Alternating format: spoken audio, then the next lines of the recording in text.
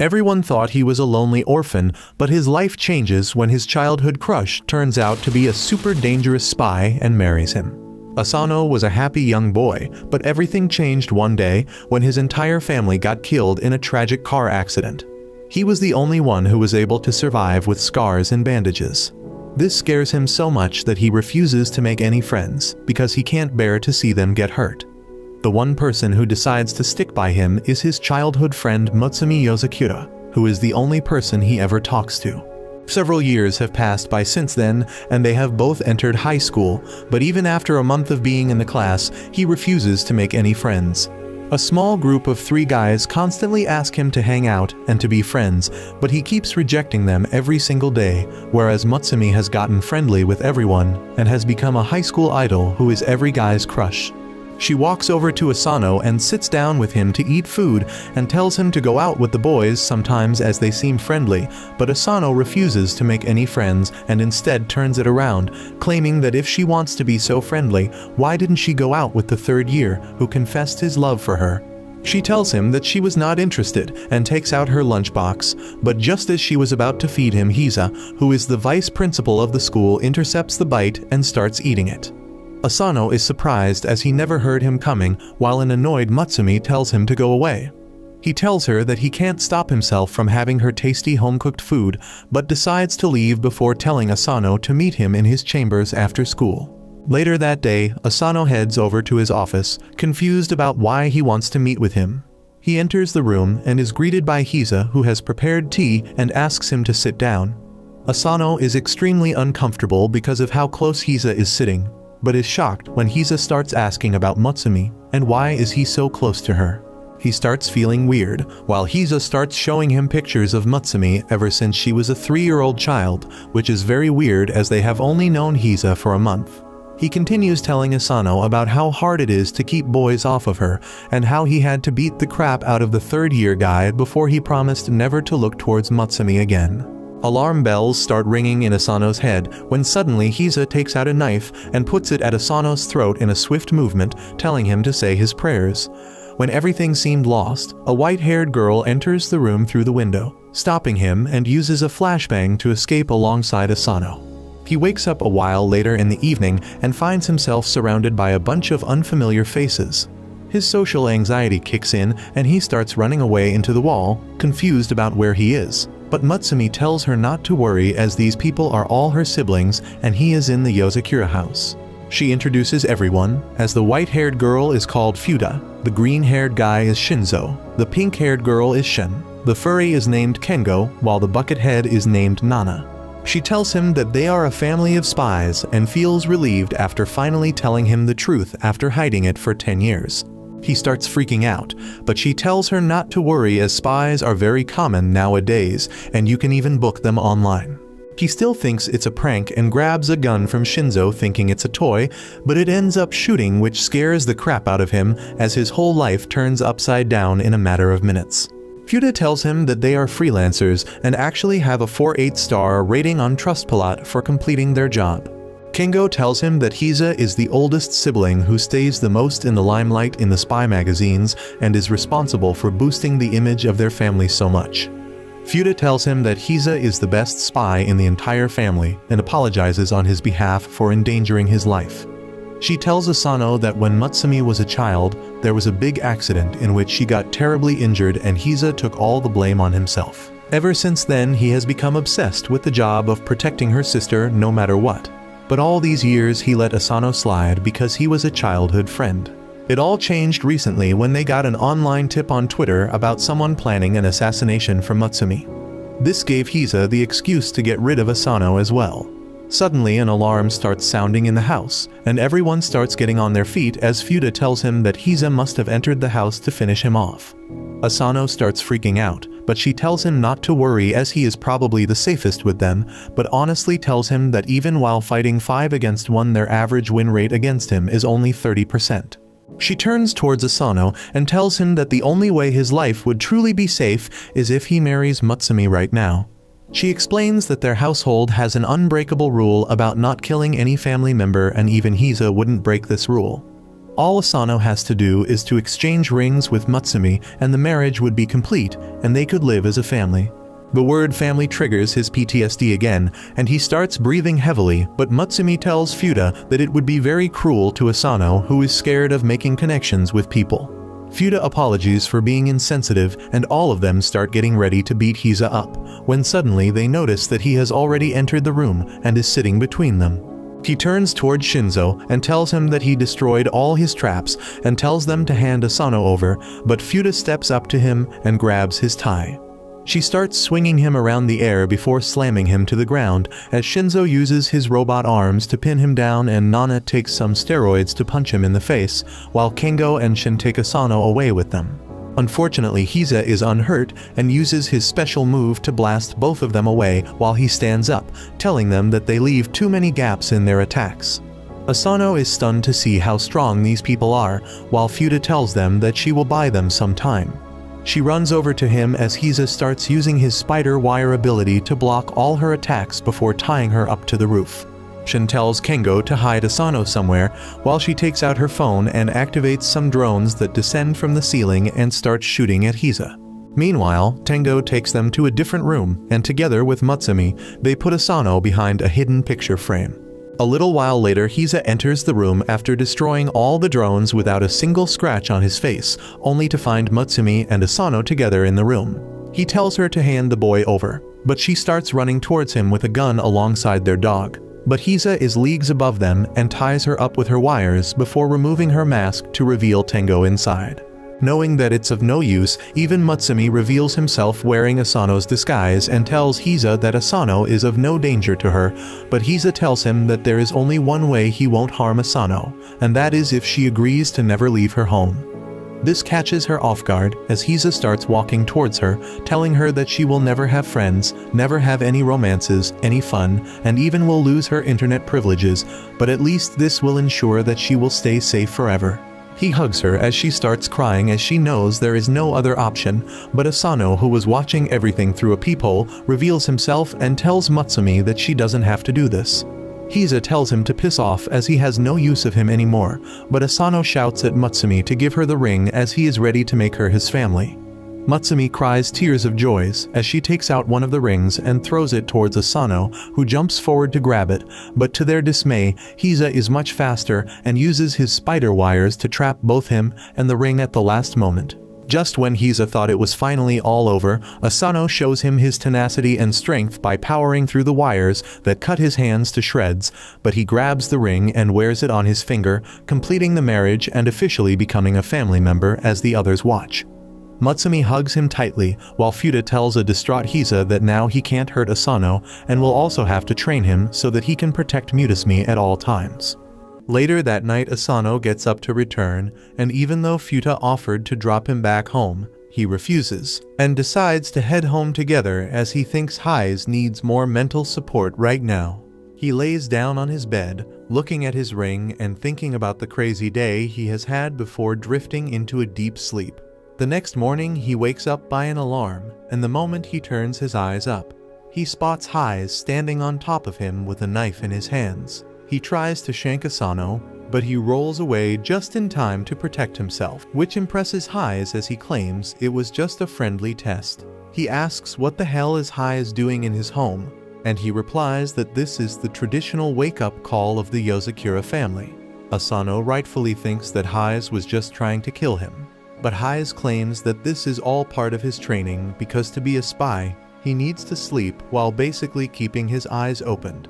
He then tells him to get ready for traditional Yozakura morning exercise and uses his wires to completely tie him up in the air. Meanwhile, Mutsumi was making lunch for the day and hears Asano screams, so she rushes up to see what's happening only to find him suspended mid-air, while Hize forces his body parts to stretch. She shouts at her brother to let him down, but Hize simply looks at his watch and tells her that it's time they all left the house. He quickly grabs Mutsumi and their bags before jumping out the window as a bomb explodes inside Asano's house, blowing it to smithereens. Hize puts them down and explains that Asano's house was rigged with a bomb sometime last night. He promises to explain more about it, but tells him to get one thing in his brain. which is the main goal of the family is to protect Mutsumi at all costs. He then tells them to get inside the car, while Mutsumi helps him up.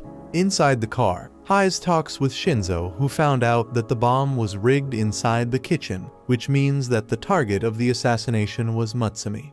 Asano is very confused, but Hayes replies that information spreads very quickly in their lives, and the news about Mutsumi's marriage has spread like wildfire, and almost everyone knows about it. He is still confused and asks why would they target Mutsumi, and Hayes replies that the answer to that is very simple. He claims that Mutsumi is the 10th head of the Yozakura family. Hayes further elaborates about their family history, and over the years they always took part in espionage because their bloodline has a special power which gives the Yozakura family children superhuman abilities. According to him, in every generation, one of the Yozakura children are born without any superhuman abilities, and those have historically always been the head of the family. Hayes claims that even though the head doesn't have any supernatural powers, they are the only one who could give birth to children with superhuman abilities. This means that without the head, the Yozakura lineage and its superhuman people will simply go extinct, and that's why Mutsumi is the legitimate head of the family and the only person who can keep their bloodline alive, and gets a bit pissed off at the fact that such a loser ended up marrying her. Because their family is so old and famous, they have tons of enemies that want to eradicate the Yozakura family, and the best way to do it is to get rid of Mutsumi.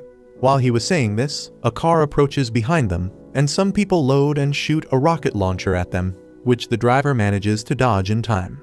Asano gets scared, while Hayes seems completely chill, while their car gets shot at by multiple machine guns. He tells him not to worry as the car is bulletproof and tells the driver to go faster. The enemies give chase and take out a heavy-powered machine gun and start shooting at the limo. While Hayes calmly drinks his tea, Mutsumi tells him not to worry as their pet dog Goliath is the best driver around, which freaks him out even more, while the enemies shoot rockets at them. The sharp turns end up spilling Hayes' tea, which pisses him off, so he jumps on the roof and simply uses his wires to block all the bullets while the rocket guy shoots another RPG at him, which gets utterly destroyed by his wires.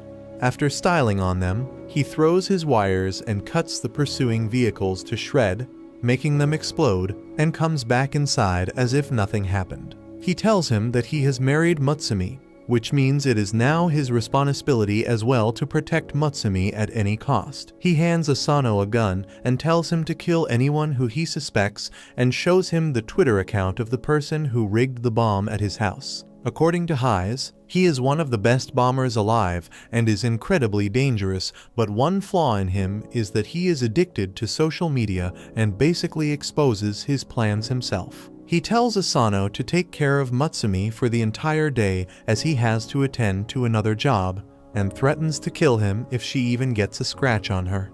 During the pee period, he ends up getting a notification on his phone as the bomber tweets that the second bomb has been set already.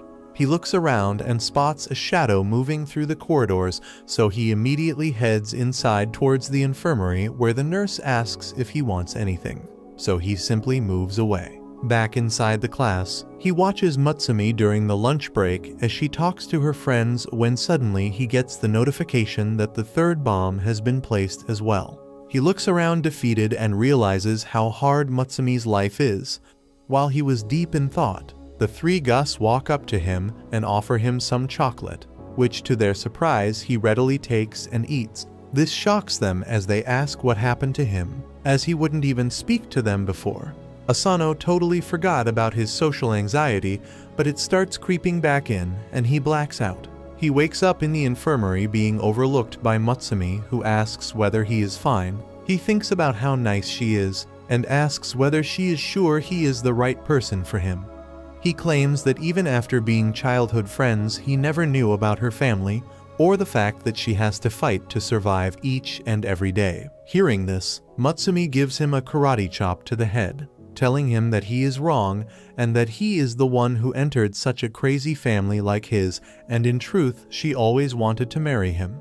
This relaxes him a bit when he suddenly spots a bomb placed on the ceiling of the room about to go off. The bomb explodes with a loud bang, destroying everything inside the room. But Asano manages to save Mutsumi by hiding beneath the couch. He realizes that the bomber is much smarter than they gave him credit for, and he was putting out updates on Twitter to distract Asano and making him focus only on Mutsumi. He removes his coat and sure enough, there is a small bomb attached to his shirt about to explode.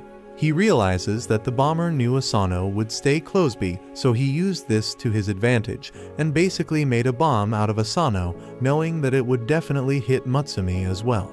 Realizing he doesn't have much time, he decides to sacrifice himself to save Mutsumi and jumps out the window, accepting his death, but to his surprise, Hayes saves him at the last moment as he hangs by the wires. Hayes commends him for his actions and tells him that his job got over quickly, so he came to check on them.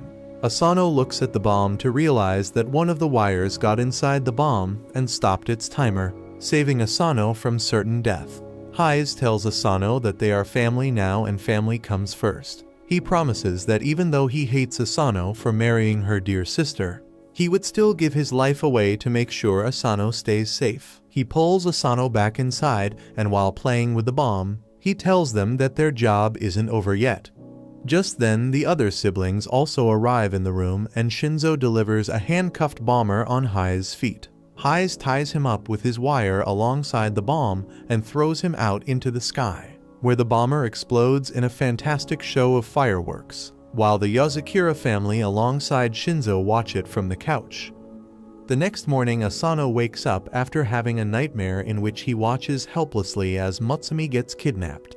After waking up, he feels a little groggy and ends up stepping on to the tail of the doggy, who gives him a nice love bite on the arm. He comes down and is immediately patched up by Mutsumi, who apologizes for the actions of the dogs and starts playing with it very cutely. This reminds him of how sad his dream was, and to make sure it never becomes the reality, he goes up to Futa and begs her to train him so that he can become stronger. He claims that he wants to be able to protect Mutsumi from every danger, as even last time he was barely able to save her by luck and would have died if not for Hayes. She tells him that he is naive if he thinks that he can become strong so quickly and shows him her strength, while explaining that she started training in all the different forms of martial arts when she was just 3 years old and went on her first deadly mission at 6 years old. This means that even for someone with Yozakura genes, it took 3 years to master the martial arts, but it would be much longer for a normal person. She tells him that he is naive if he thinks that he can become stronger just on the basis of his emotions,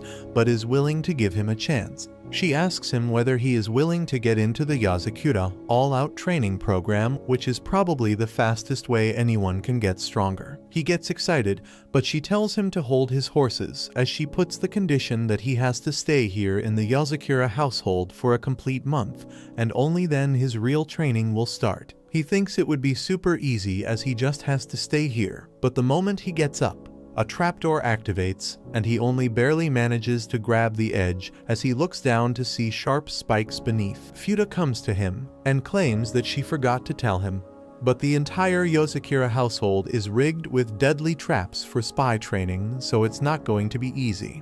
But if he manages to survive, she will train him further. The next morning, he wakes up to the alarm sound of the ugliest looking bird, but because he doesn't wake up in time, a bomb ends up going off inside the room. He somehow manages to get out of the smoky room, but activates another trap as a flamethrower emerges behind him and starts burning everything in its way as he tries to run down the hall. He finally reaches the breakfast table where Mutsumi tends to his wounds, and he asks how does she manage to evade all the traps. She replies that the traps don't activate for her, which surprises him, but Shin explains that the traps are controlled by a computer, and once a person is able to dodge and disable all the traps, they get accepted as a house member by the computer and get the privilege to activate or deactivate the traps. She further tells him that normally a person can probably clear all the traps in 2 years, which is a very long time, but before Asano could argue, he starts feeling a pain in his stomach. Futa looks at him and explains that all the food in this house is laced with a small amount of poison to build the tolerance against it,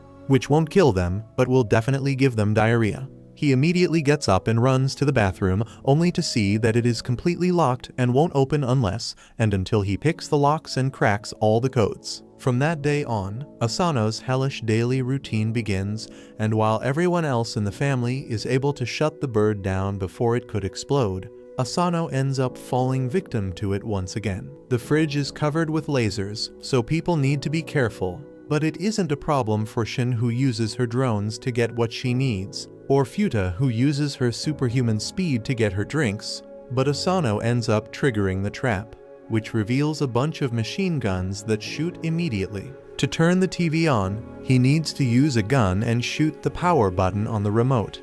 But the recoil is way too much for him, and he ends up falling down every single time. At the lunch table, he still is unable to get used to the poison or crack the codes to the washroom, even with Mutsumi's moral support, and when he tries to take a bath. The shower is meant to teach him how to survive Russian interrogation, which he hates. The next day he goes to school and looks like a total corpse, barely answering any questions. It turns out that he has been forced to wear a 30 kg shirt to help maintain his basic strength even while resting. After another tiring day, he tries to head back to his bedroom, but spots Mutsumi, who has slept while working on the desk. He puts a blanket on top of her, and inspired by her hard work, he goes out and starts practicing his shooting skills. Mutsumu ends up waking up and takes him inside, where she offers him some tea and tells him to take it easy as he has already protected her before. She reminds him that once when she got in high school, there were a bunch of bullies who were jealous of her popularity, so they tried to take her into the shed and cut her hair off. But he appeared at the last moment and took the scissors out of their hands. Before he began cutting his own hair, the bullies thought that he was a brain-dead psychopath and got scared away, which saved Mutsumi from getting her hair chopped off. He promises her that he will get stronger and will always stay by her side, and heads back to sleep. A couple of weeks pass by, and he has learned to finally deal with the birds, shutting it off easily, and walks down to the living room by easily dodging the laser traps before he takes the pistol and shoots the power button to turn on the TV. Shinzo commends him for his skills, but Asano replies that he still can't change channels. Just then, Shin arrives inside the room and hands Shinzo the progress report of Asano ever since he came here. Later that day, the tubhead teaches him how to escape the poison gas trap, and he is even able to survive through the basic poisoned food. But when he tires the milk, he ends up getting sick again and runs off to the washroom, only to get stuck with the codes again. Suddenly, they realize that something is wrong and find him barely conscious on the floor. Futa immediately takes him to the infirmary, where they check him out, and it turns out that he got a fever because of exhaustion. She then notices something and tears off his skin, only to reveal that he was wearing a fake bodysuit, while actually he is completely battered and bruised from the training. He didn't want Mutsumu to worry, that's why he asked the furry to make him a bodysuit while getting healed by the Buckethead. She tells him that his results were extraordinary and they couldn't have been achieved without training yourself to death. She tells him to chill out and hands him a book about coding. She tells him that he needs to be on bed rest till he has completely read the book, and only then he is allowed to take part in the training again. A week passes by, and finally, he is able to crack the locks of the washroom, making everyone celebrate as he has finally passed the Yozakura House member test and now is accepted by the computer. To his horror, Shinzo takes out a 100 kg shirt, claiming that they can increase the intensity now. While Shin turns the difficulty of the traps from normal to hard, he realizes that his adventures are just getting started, as he has a long way to go before he can protect himself and Mutsumi from every danger. The next morning, Mutsumi cooks breakfast once again, while Asano enters the kitchen trying to put on her undergarments. She looks at him as if he was a freak, and tells him that he should worry about his weird fantasies and desires, as no matter how disturbing they are, she wouldn't divorce him. He claims that this is all a misunderstanding, and he just wants to practice his disguises. Suddenly, a beautiful blonde woman appears in the doorway, asking whether everything was alright. Asano doesn't know who she is, but Mutsumi immediately recognizes that it's Kengo with his disguises. He immediately starts smothering Asano, trying to weird him out, but Mutsumi tells him to knock it off and leave him alone. Just then, Haiz also appears in the kitchen and asks Mutsumi for a goodbye kiss before he leaves, and this was too much as she simply smacks both Kengo and Haiz on the head. Later that day, he meets up with Shinzo, who is about to go on a mission alone. Asano asks whether it's a dangerous mission, but he tells him that it's a low difficulty mission as he simply needs to find out information about a counterfeit money operation and it shouldn't take much time. Asano wishes him luck and leaves for the school alongside Mutsumi. While walking down to their school building, a ball traveling at a high speed almost hits Asano, but without even looking he grabs the ball and then throws it back with an incredible power. Later in the afternoon, both him and Mutsumi head on to the roof to have some lunch. When Mutsumi tells him that he doesn't know it yet, but his strength and skills have increased a lot because of the training. He walks so silently now that people are starting to call him a ninja. After that, she asks whether he is free after school today as she needs some help with her work. Asano obviously agrees and heads back home, where she sits down on her desk and starts stamping a horde of paperwork while telling Asano what to do, as he brings more and more documents, which she analyzes at a super high speed, and also finds errors and other problems in them. She makes Asano her paw and tells him to send emails to some of the investors to increase their stocks, while telling Asano to ignore the forged divorce papers that Hayes has created to try and break their marriage. While shuffling through the files, she notices that one of the reports by Kengo seems to be incomplete, and because he has done this several times before, she gets pissed and takes Asano into Kengo's room. The room is completely filled with his clothes to the brim where they can't even see anything. Mutsumi tells him to come out, and he magically appears on top of his clothes mound, while Mutsumi tells him to complete his report and submit it immediately. Kengo doesn't take her seriously and simply starts eating his sushi, while telling Mutsumi to stop acting like a grandmother. This pisses her off, and she grabs her handcuffs to lay down some Yazakira-style punishment. Kengo realizes that he is in danger and jumps out of the mound to escape the room. Thanks to his training, Asano has become faster and blocks his way immediately. But Kengo is smarter and forces him to drop his guard by becoming Mutsumi. He then runs past him outside, while an angry Mutsumi activates the hibernation mode of the house to completely bar it from the outside world as giant walls are erupted all around the house. She tells Asano that there is no way of escaping this house once this mode is activated. Meanwhile, Shinzo crawls through the air vents as he spots the giant operation being run by a millionaire who has already put 60% of his counterfeit currency in circulation. He travels through the ducts and realizes that these people are working with a highly intelligent person who designed all these safety measures. He puts on his Apple Vision Pro, and unlike in real life, his glasses are actually useful as he is able to see through the containers to find a bunch of fake money. He drops down the hatch to find a secret case, which he is able to hack, and gets the framed picture of a note, which might be very important. Before he could do anything though, an alarm is sounded and he starts running away. Back at the Yazakira house, Mutsumi starts checking all their rooms one by one. She goes into her room where she uses an infrared device to check for his signs, but doesn't find anything. Asano is awed at the amount of hobbies she has, as he looks at the painting she recently made. They then head over to Shin's room, who is busy playing a physical game which she is not very good at. They then head over to the Buckethead's room, who tells them that he will explode Kingo if he sees him. They finally head over to Heise's room, only to find the entire room covered with Mutsumi's pictures. Asano wonders whether Kengo could have escaped, but Mutsumi tells him that it's impossible with the house on lockdown. Suddenly, all the other siblings meet up with Mutsumi and Asano, asking whether they were able to find Kengo. When suddenly Asano hears something and turns around to see Kengo's face on Mona Lisa. As it turns out that he was hiding in the picture frame, Kengo immediately runs away and around a corner, while Asano follows him, but suddenly screams as he falls down. Mutsumi runs over to check on him, and finds him on the ground rubbing his head, as he claims that Kengi threw the frame at him and ran inside the cavity in the wall. Mutsumi shouts loudly, claiming that he must have found a way out of the lockdown made, and angrily makes her way back to Kengo's room, claiming that she will remove the lockdown soon. As soon as Asano enters the room though, she immediately handcuffs him and claims that she is not as stupid and knows that Kengo is impersonating Asano right now. She claims that there is no way to escape the lockdown, so Kengo must have switched places with Asano and hid him, in the hopes that Mutsumi will release the lockdown, after which he could run away. Kengo accepts his defeat and removes the mask, and together they start looking for the paperwork she needed. Later that day, Asano eats the curry made by Mutsumi, which is very tasty, so he asks for the secret ingredient, and Mutsumi replies that it's cyanide. Asano immediately starts feeling sick, and excuses himself to pick up a call. He picks the phone only to find Shinzo on the other end, screaming at Mutsumi for help.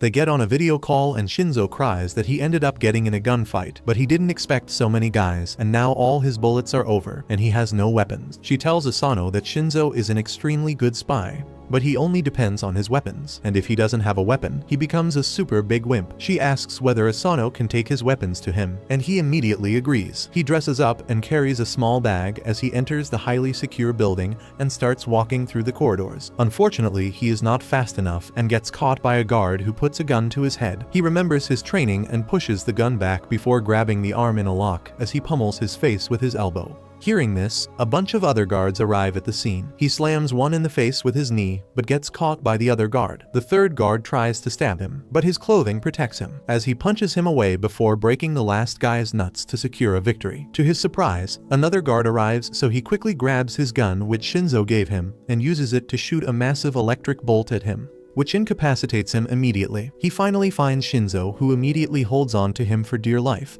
and thanks him for the guns which he keeps rubbing against his face. Suddenly some more guards enter the room, but Shinzo's personality changes as he gets up and shoots all the guards within a split second before giving Asano the framed note. He exits the room and deals with all the goons with extreme ease as he shoots all of them down, before throwing a grenade at the last group and shooting it mid-air. He then takes Asano as they start exiting the building, but Asano ends up getting shot in the leg by a sniper. He falls to the ground as he starts bleeding out, while the sniper tells Shinzo to drop his weapons. Shinzo follows the commands to make sure Asano survives and drops the gun. But Asano remembers that Shinzo can turn anything into a weapon, if it has a good grip, so he throws a fork at him, which he grabs and shoots it at the sniper's barrel, causing it to misfire. This gives him enough time to grab his gun and shoot the adversary, saving Asano's life. By the time night falls, Shinzo starts walking back while carrying Asano on his back as he thanks him for saving his life. Asano thanks him back, saying that he would have been dead if it wasn't for Shinzo saving his life from immediate death. Meanwhile, a hobo enters another facility and beats every single guard there with a hammer, asking them for the location of their leader, but they all refuse to give away the location, so he bludgeons them to death as he takes out the picture of his next target, which turns out to be Asano. Several days have passed by since the freaky shootout incident at the factory with Shinzo. Asano's leg has healed quite a bit, and the new spy family member Asano walks down a street by the side of a lonely road. It is dark already, but he has a bright look on his face while talking to Mitsumi on his cell phone. She is telling him the backstory about a special Ferris wheel in their city. Legend has it that a long time ago, a couple had gotten into a horrible argument with each other which quickly turned into the biggest fight they had ever had. But after going on the Ferris wheel, they forgot all about their argument and fell in love again. Ever since then, it has been called the matchmaking Ferris wheel. Asano giggles at the silliness of the story, and she continues to tell him that she would also like to spend a day with him there on their next day off, riding the Ferris wheel, since the rumor is that any couple that watches the sunset together from it will be happy together for a long time. He blushes a little as she continues talking, but her voice trails away into the background as he sees a white sedan pull up next to him on the side of the road. He watches intently as a man emerges from it. He is dressed shabbily in gray clothing and his hair covers most of his face, but Asano stands there and stares as the mysterious but scary-looking man turns around slowly and makes eye contact with him. Mutsumi notices that he isn't replying to her anymore, so she calls his name. But in a serious voice, he tells her he needs to hang up now and keeps the phone away. The man from the car walks in his direction and uses Asano's name to confirm his identity. Asano is a little freaked out by this stranger, knowing his name, and continues observing him as the man puts his hand in his coat and slowly pulls out a police ID card. He introduces himself as Hoto and says that he is a police officer from the Koizumi precinct. Without any further explanation, he asks Asano if he would mind coming with him to the police station for an interrogation. Without much choice to refuse, Asano complies with him and goes to the police station, where he is taken into a dark interrogation room with only one small light bulb providing light. Without wasting any time, Hoto pulls out a laptop and shows him a photo that was found on the dark web. It showed Asano from the fights that happened a couple of days ago. Seeing the photo, he is shaken to the core and his face goes completely pale as he realizes the photo is available for anyone on the internet to see. The Yuzakura siblings had assured him that they are very careful in covering up all the secret activities and missions that they engage in. So how had his photo reached the dark web? Hoto continues showing him more images which clearly show Asano using illegal firearms, breaking in and entering private, being involved in the car chase on public roads where Mitsumi's pet was driving the car, as well as being present when the ceiling bomb was detonated at his school. Asano thinks to himself that he wasn't actually behind half of these incidents, but he keeps his mouth shut when Hoto questions him and accuses him of all the crimes.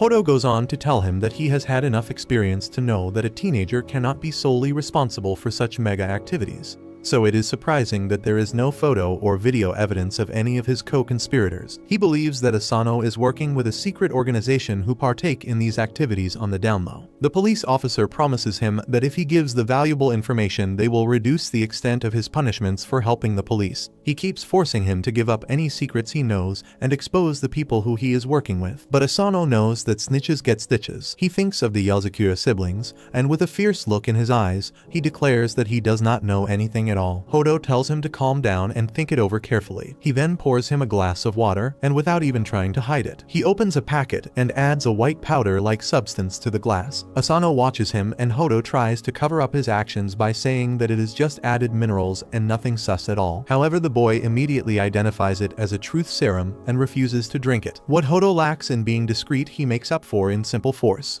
And before Asano has the chance to react, he grabs his face and pours the liquid down his throat. Thankfully, after having trained with the spy family, he is able to pull out the liquid into one giant bubble and spit it out of his mouth. When Hodo sees that the truth serum does not work, he directly resorts to violence by pulling out a hammer and smashing the table. Asano's reflexes kick in, and he is able to quickly move out of the way and falls onto a bag nearby. He sees a red liquid flowing out of it and assumes it is blood as Hodo confirms his fear and tells him that is a drug dealer who he recently unalived. He goes after him again and pins him to a wall with the hammer still in one hand. After giving him one more chance to give up some information, he begins to bring his hand down to bash up Asano, but Asano pulls away his hand and the wall gets smashed instead.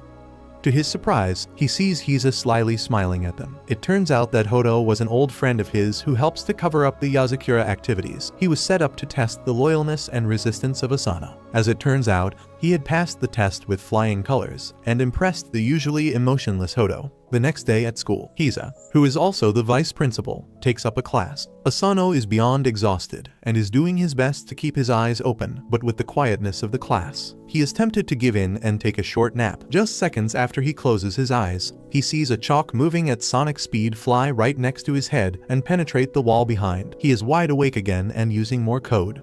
Hiza tells him that he needs to train to fight off the sleep because if he doesn't, he will send more chalks flying his way. Mitsumi tries to fight her big brother and stop him from overworking Asano, but Asano agrees to train his brain to require less or no sleep. Using the duster, Hiza releases a thick smoke that puts the rest of the class to sleep, but Mitsumi is saved by her gas mask. Asano falls asleep, but even in this state, his trained body is able to react instantly and block off any chalks sent his way. With his training going so well, Asano is sent on his first mission to an amusement park to find a couple who are allegedly carrying guns with them. He is tasked with discreetly uncovering them and taking away their weapons. As he sits at the park, Mitsumi appears and tells him that she will be joining him for the mission. He is thrilled to have her there and hopes that he can have a good day with her so she will see him as a good husband. They see three suspicious couples and one by one follow them on the various roller coasters and games. Asano keeps noticing a lovey-dovey couple dressed in matching clothes who keep doing romantic things for each other. He tries to take inspiration from them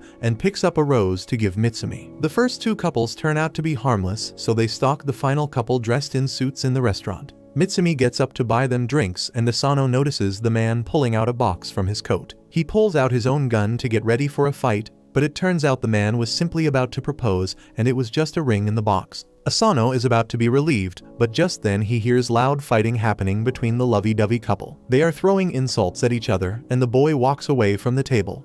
However, in a shocking turn of events, the girl pulls out a gun and aims it at the boy. He pulls and Uno reverse and takes out a gun to aim at her. The restaurant descends into panic and people begin rushing out the door, which Mitsumi also gets trapped in. The psychotic couple opens fire at each other, sending bullets all over the place. Asano ducks under a table to protect a boy there. He draws his gun and swiftly disarms the psycho couple with just 2 of his bullets. They are taken away by the police and the day is sort of saved by Asano. To end their time at the amusement park, Asano and Mitsumi go on the matchmaker Ferris wheel together, where he gives her the rose which was slightly damaged in the shootout. She blushes and takes it as the Ferris wheel rises to show the beautiful sunset. If the legend is true, they might be lucky enough to make it as a happy couple for the long run.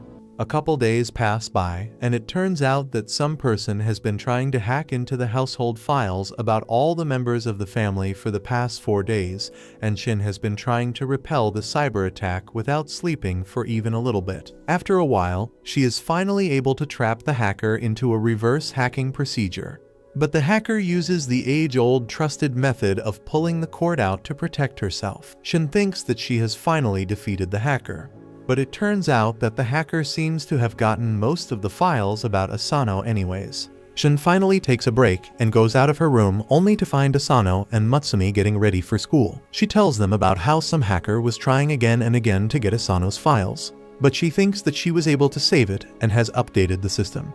Asano doesn't like the sound of it, as he thinks that trouble might be coming his way, but doesn't think much about it. Later they move out of the house on their way to school, when suddenly Asano senses something wrong and pushes Mutsumi behind her, just in time to dodge some very sharp needles that hit the ground. He spots a slender figure behind the pole, and decides to make a run for it alongside Mutsumi. He tries to run through random alleyways, but can't seem to shake the attacker off, which forces him to face her. He gets ready with his stun gun as he looks down the alleyway, but the attack comes from above, which he is somehow able to block and pushes the girl away. The attacker seems to be excited at the fact that Asano is so powerful, and tells him that she loves him and wants to kill him. Mutsumi suddenly realizes who she is, and tells Asano that this spy's name is Kiri, who carries a bunch of needles around with her, and is known as the Manhunter. According to her, this woman stalks the men she ends up getting infatuated with and follows them after finally killing them with her needles. This seems to annoy the girl, who tells Mutsumi to never call her something vulgar like a manhunter ever again, or she will stab her in the eye. The girl seems to be swooning over Asano, as she claims that she saw him for the first time on a video in dark web, and ever since that day she has been completely smitten by him. She tells him that he is pretty famous in the underworld right now, as she pulls out a poster with the picture of Asano claiming that he has a $100,000 bounty on his head right now. She claims that this worries her as she suddenly throws some needles in the air, and a guy falls from above with a gun in his hand. She claims that a lot of people are after Asano right now to claim the bounty, but she isn't after the money and only wants to kill him for love. She tells him that she knows everything about him, like he never walks through a garden even in a mission, always tries to repair any damages, and even pays for the ticket before riding it when on a mission. Even Mutsumi agrees that this is pretty wonderful, while Kiri tells Asano to start living with her forever. He calmly backs off and tells her that he can't do that because he is married to Mutsumi and will never leave her side. Kiri starts crying at this, claiming that Mutsumi is just an ugly thought, and she must have brainwashed Asano into staying with her. This pisses him off, but he keeps his mouth shut as she tells them that she wants to kill Mutsumi and take Asano away. But Hise has told her not to touch even the hair on her head. This confuses them as Mutsumi asks whether Hise knows about all this. Kiri claims that no one can target anyone in the Yuzakura family without the knowledge of Hise, so she took permissions from him to kill Asano, and he didn't mind at all. In fact, he even gave her the security codes to his file, which is why she was successfully able to hack through all the data.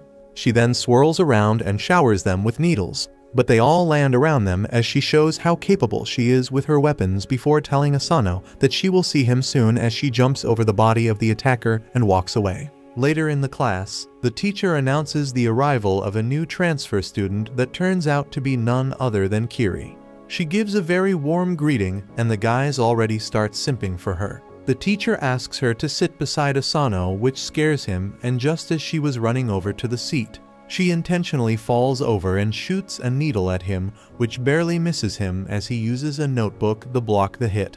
Ever since then, his days became a game of trying to dodge the needles and make sure he stays alive. Kiri covers his entire seat with poisonous needles, puts a needle in her pencil.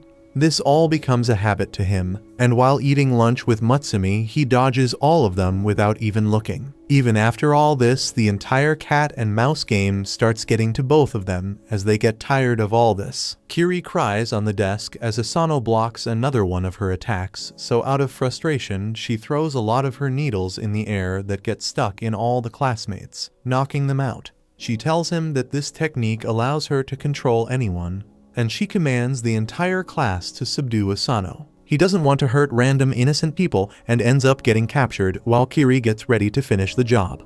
Thankfully, at the last moment, Matsumi intervenes and tells the stalker to knock it off. But before they could talk, the window opens and the assailant who Kiri knocked out before jumps in with a handgun and fires a shot at Kiri. Thankfully, Matsumi pushes her out of the way but ends up getting grazed by the bullet herself.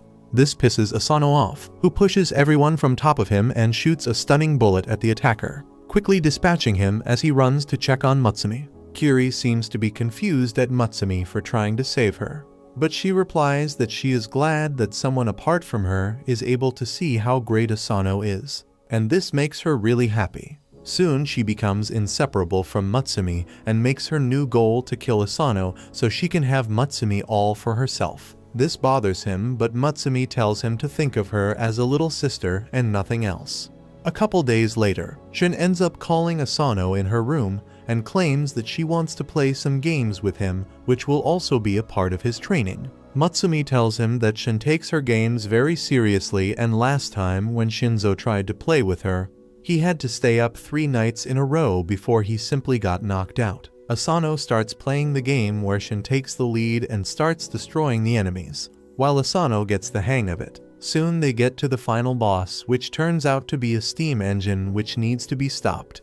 They mash the keys as hard as possible, and soon are able to clear the level as the engine stops. Suddenly the news comes up and a reporter exclaims that a train that was hijacked by some people containing hundreds of innocent lives just got stopped all by itself, and all the hijackers were found unconscious. This makes him realize that Shin simply converts real-life missions into games where there is no extra lives and no retries. This ups the pressure a little bit as they head off for the next mission, which turns out to be even more dangerous as a group of terrorists have taken a helicopter with the intent to 911 it into the nuclear power plant and create another Chernobyl. She tells him to try his very best as she starts maneuvering through the complex landscapes and attacks the enemies. Meanwhile, Asano is unable to find a way to move through the obstacles and keeps getting stuck to a point where he ends up glitching out and starts phasing through walls and doing all kinds of weird stuff. Shin ignores all this and starts making her way up to the final boss, and after jumping in the air, she delivers the killing blow to the boss, eliminating it entirely. Surprisingly, the match isn't over yet, as the terrorists had a plan B, and they initiate hundreds of drones all at once to destroy the power plant. Even Shin thinks that this might be out of their hands, but Asano uses his craftiness and revives the boss with a potion before using it to kill the hordes of enemies. They also get aided by Kiri, who joined from her own computer, and together they destroy all the drones, winning the game and stopping the terrorist attacks. Shin, however, is not pleased at the fact that Asano was taking advantage of glitches, so she forces him to play with her for 2 nights straight, after which he gets knocked out as well, wondering what his next mission will be. A couple days pass by, and one morning, while Asano was doing his GigaChad training as he did weighted push-ups with 500 kgs on his back, he gets a call from Nanao, who claims that he needs help. Asano asks what's up, and Nanao claims that he is currently on a top-secret undercover mission in an evil lab where scientists are trying to make bioweapons.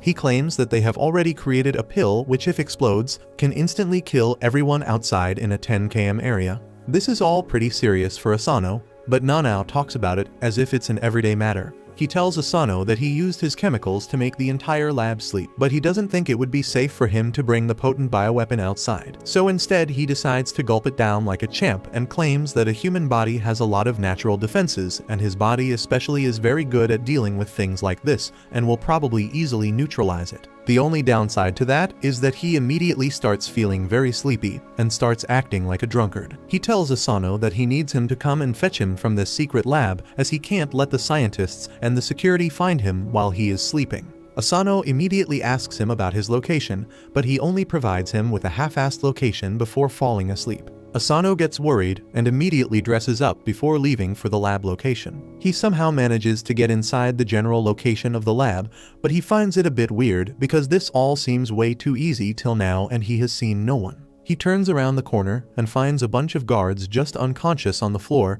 while he moves through the area with his gun pointed ahead. He T-ranks whether this is all Nanao's doing, but he doesn't think that this is the way Nanao does his job. He moves through the area when suddenly he hears a guard, but before he could deal with him, a weighted chain strikes the guard and knocks him out. Immediately, two young men come out of the shadows who seem to know Asano as they ask whether he is also here on a mission. The green-haired guy named Sui walks up to Asano and introduces his yellow-haired friend as Oga and claims that they both work for a government intelligence unit. Asano remembers hearing about these government spies who are supposed to be top class in their jobs, unlike many of the freelance spy groups. Sui claims that they were sent to neutralize the lab and asks Oga whether he can hear anything. Oga seems to have superb hearing as he immediately senses the enemy. Sui starts walking ahead wishing Asano good luck for his mission, but Oga has other plans as he grabs Asano, claiming that they could need some allies. Asano doesn't know how to feel about this makeshift alliance, but he at least knows that they are not his enemies as they breeze through the guards, dispatching them with exceeding ease. They finally make their way through the inner lab and Asano immediately enters to find Nanao laying on the ground. He checks on him to find out that he is still alive, but seems to be in a bad condition when suddenly the chain flies towards Nanao. Thankfully, Asano instantly swats it away with his knife, which breaks on impact and also hurts his arm. He asks what's wrong with them, but Sui replies that they are sent here to neutralize the lab and have eavesdropped of his conversation with Nanao, which gave them the information that he has ingested the bioweapon, which makes him a threat itself who needs to be dealt with. Asano walks up in front of Nanao and claims that they will have to go through him first as he takes out his stun gun, while Oga tells him not to do it. Sui, however, is not this generous and uses the special thunder breathing that Zenitsu taught him to move through Asano with surprising speed as he slices through his gun and his body. Asano falls down to the ground as he starts bleeding profusely. Oga seems to be pretty pissed at Sui for this, but the green-haired lad tells him to keep his emotions in check as he walks over to kill Nanao. Asano collects whatever strength he has left and begs Sui to leave Nanao alone, but Sui has no such intentions as he takes out his sword. Suddenly, Nanao wakes up and tells them that he has already neutralized the toxins and they can check the results of his sweat on the test patch. He tells Sui that if he still intends to kill him, at least let him patch Asano first so he can live. Sui, however, seems to be calm and collected as he claims that if the toxin is neutralized, then their job is over and takes the test patch as proof before leaving him with an ointment to heal Asano. Nanao immediately heads over to Asano and tells him to keep his senses, but Asano is too badly hurt and gets knocked out. A couple of days pass by and thankfully he is alive, but also getting punished by Highs who strung him above candles as there has been an article about the Yozakura family getting defeated by the government spies, and the reporter also claims that this is the downfall of the family. This pisses Highs off, who also got review bombed on Google. But before he could do anything, Mutsumi and Nanao smack some senses in him and remove the kinky ball gag from Asano. Mutsumi tells him not to worry, but Asano claims that he deserves it because he let the Yozakura family down. Highs swings him around claiming that he can make it better by defeating the government spies and avenging his loss. He claims that they have special skills that make them the best of the best, and a battle of spies is about intel, so he needs to steal intel from them. The next day, Asano starts tailing Sui, who uses his sword to shred a delinquent's clothes before he walks near Asano and asks what he wants. Asano is shocked to find his cover blown so easily and honestly replies that he is here to learn from him. Sui claims that he doesn't really care and Asano can do whatever he wants. Immediately after, Sui leaves and starts walking at extremely high speeds, forcing Asano to run behind him. Asano tries to catch up to him by jumping through the crowd, but Sui simply uses his sword to unclothe him, after which he gets caught by the police for public exposure. The next day he tries to follow him again while on a train, but Sui does the same once again, forcing him away. The third day he hangs atop a building while Sui and Oga have their lunch, and after they are done Sui again unclothes him before they walk away. The next day Asano is able to tail them till the evening when they are fighting with some ruffians. Asano also helps by getting rid of them, which impresses Oga, but Sui again tries to unclothe him, only this time Asano manages to dodge it a little bit and manages to save his dignity by making sure his pants were still there. Oga laughs at this, which pisses Sui off, and he loots both of them of their dignity right there. That evening Nanao heads down into the kitchen, only to find Highs chopping some crispy water. Nanao asks whether he has seen Asano and Highs replies that he found him on the front door as usual without any clothes. Nanao asks whether he put Asano back in his bed, But Hayes replies that he thought Asano would serve better as a chopping board. Nanao punches him away and puts Asano back on the table, where Asano apologizes for being so weak. Nanao tells him that he is a very cool person because he always does things in his own unpredictable way. This suddenly makes him realize something about Sui, and he goes on to tail him another day. This time he manages to do so for a full day, and by the time night comes, Sui attends to his last task of cleaning a gravestone and commends Asano for being the first person to tail him for a full day. To give him the proper respect for that, Sui claims that he will treat Asano as an equal and finish him off. He takes his sword out and attacks Asano once again like so many times before.